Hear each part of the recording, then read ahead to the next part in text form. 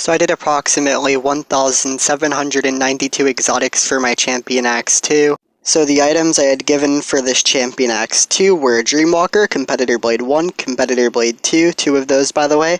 I had a 52 Fairy Axes I gave Elegant Blade, 13 Lord Sinisters, 3 Nightmares, Dragon Breath, Electron, 7 Planets, 10 Reapers, 7 Statics, 8 Flakes, 17 Kool-Aids, 22 Sinisters, 10 Crimson Drakes, 35 Fabergés, and also 6 Kulls. So rather than to sit here and list all of the items and how they do, well, I'm just going to basically say that I basically give mainly pretty good relative items and items that get very high overpays. I mean, the only items that I didn't really give that were good were 6 Kulls, which is actually a very big determination part of this trade because Kulls are really bad right now.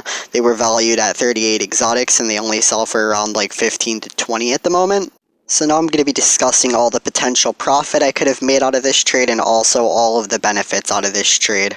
Benefit 1, this gives me a Champion Axe set because I already had a Champion Axe 1.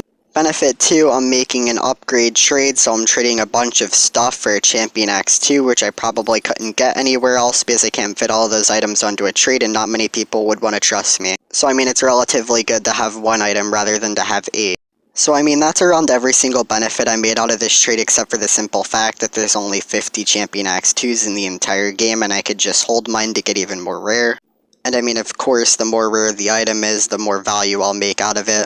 So the profit that I actually did make out of doing this trade was anywhere between up to 200 exotics profit. So I made this profit because it sells for around 2,000 exotics and I did about 1,790. Another profitable point in this trade is the fact that I actually did do items such as Lord Sinisters and also the Kulls, and I also did the Fairy Axes, which I could easily be flipping for 2,000 and get Competitor Blades, which are currently held at very higher demand. I could immorally just get a lot more high demand items than what I gave. One very big profitable point for you to generalize is the fact that I did in fact do 6 Kulls in this trade, which holds up around 220 exotics in the trade, and as I discussed earlier, Kulls are doing really bad, so I could easily just get better items and to rather keep those Kulls.